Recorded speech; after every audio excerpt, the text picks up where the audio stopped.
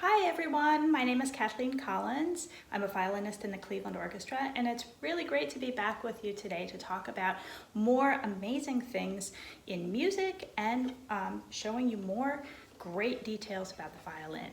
I'm going to start out today by playing a really lovely little piece by Antonin Dvorak, and I hope you'll just use your really great audience skills that we talked about over the last couple of sessions, using your really good hearing and seeing skills to imagine anything that you want to imagine about this music, see how it makes you feel, and see what you notice as I'm playing it.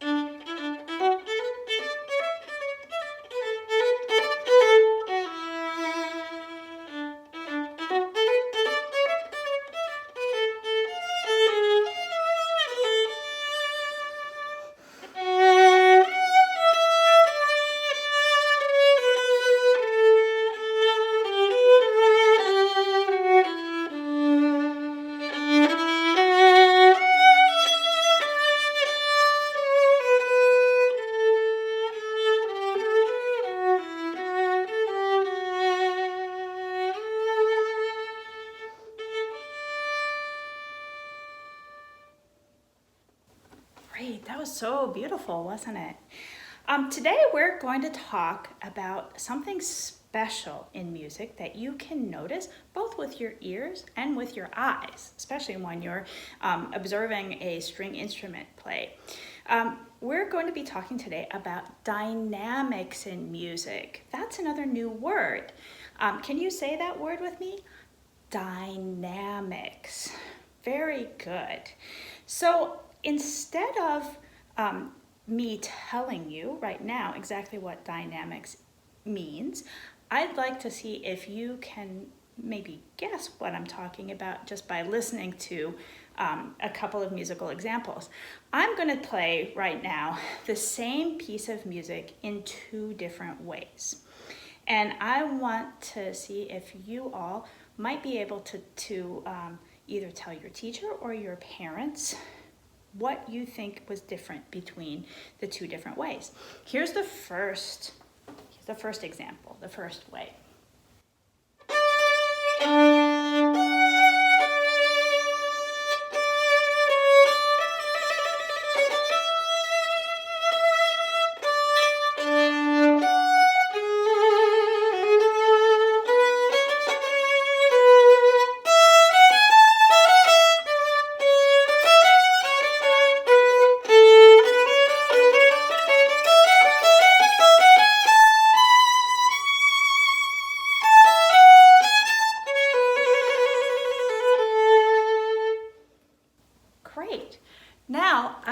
play this a slightly different way. Let's see if you can tell what is the difference between the first and second ways. Here's the second way.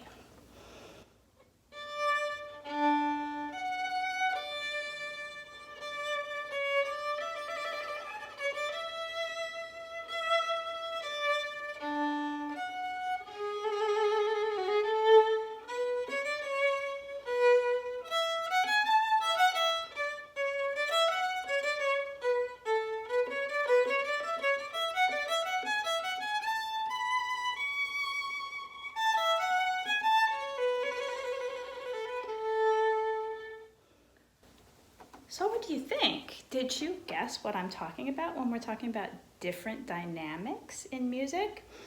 So if you listened and you guessed the way I think you'll probably guess, you'll tell me that the first time that I played this music, it was really loud. And the second way that I played the music, it was really, really very quiet. Isn't that cool?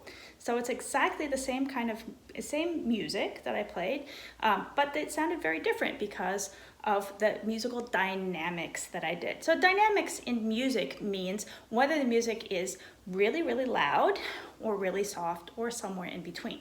And we use a couple of special words. Again, there are special Italian words to talk about music that's really loud. We call it forte. Or if it's even extra loud, we'll call it fortissimo. Can you say that word? Let's say fortissimo together. Ready? Fortissimo. That means really, really loud. And on the very other end of the spectrum, we have music that's really, really soft. In Italian, we call it piano, or if it's the very most soft possible, we will call it pianissimo. Let's try that word together. You ready? Pianissimo. That means really, really soft. So I'd like to show you, you can see when a string instrument is playing, you can see exactly how the string instrument makes really, really loud sounds and how it makes really, really quiet sounds. Because almost everything that a string instrument player does is really, really right out there, so you can see absolutely everything that we're doing with our hands. So I'm gonna play fortissimo. Remember, that means really loud.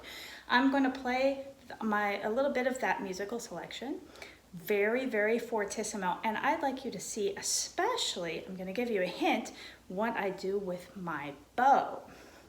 So how much bow do I use? What does it look like when I'm doing that? And if you'd like to play your imaginary violin along with me, you can do that. See if you can make exactly the same kind of motion that I'm doing when I play fortissimo. Here we go.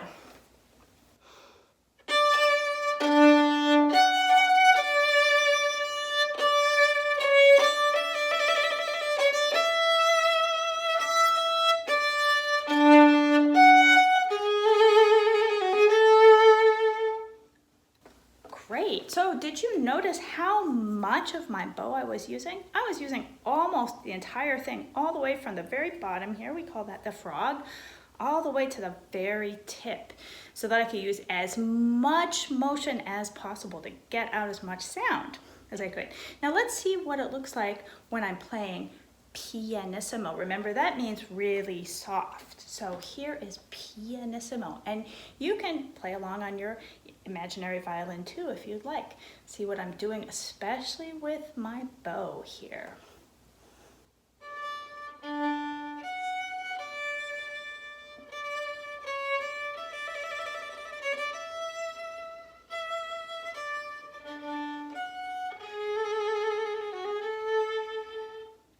Did you notice how much less bow I was using? I was only using about that much, just about an inch or two. And it was all right at the very tip. And the reason that it was all right at the very tip is because the tip is the lightest part of the bow. If I'm playing down at the frog, it's pretty heavy, so it's just harder to make a quiet sound all the way down at the bottom here. The other thing that happens with string players when we're playing fortissimo, we press down a little harder with our hand. You might have noticed that too. And when we're playing pianissimo, we're just very, very light, almost whispering right at the top. And I really like to play my pianissimo right up at the tip where it's nice and light on my bow.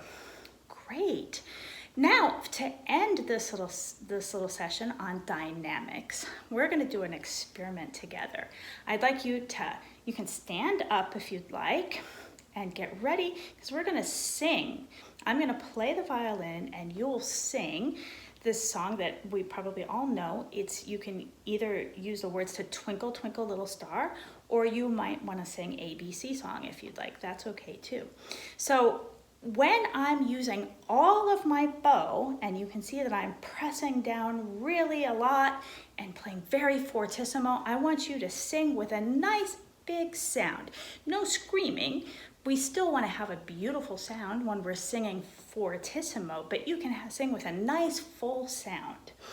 Then, if you notice, if I play really, really small like this and I'm playing really at the tip of my bow, then I'd like you to sing really, really pianissimo. That means really, really quiet. So you have to both use your ears and you have to use your eyes to see exactly when to change from singing fortissimo to singing pianissimo.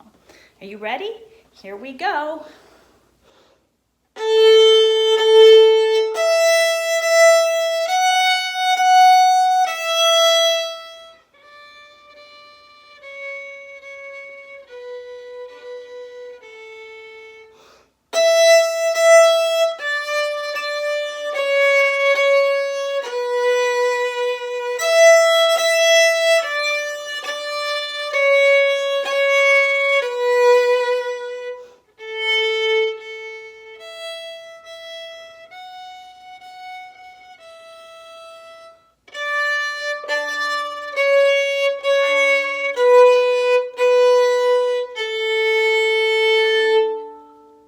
Great. And if you really like singing fortissimo and then pianissimo, you can always replay this video and try it all over again. I hope you enjoyed learning about musical dynamics, and we'll see you next time to learn about something else that's really interesting and neat in music. Nice to see you. Bye.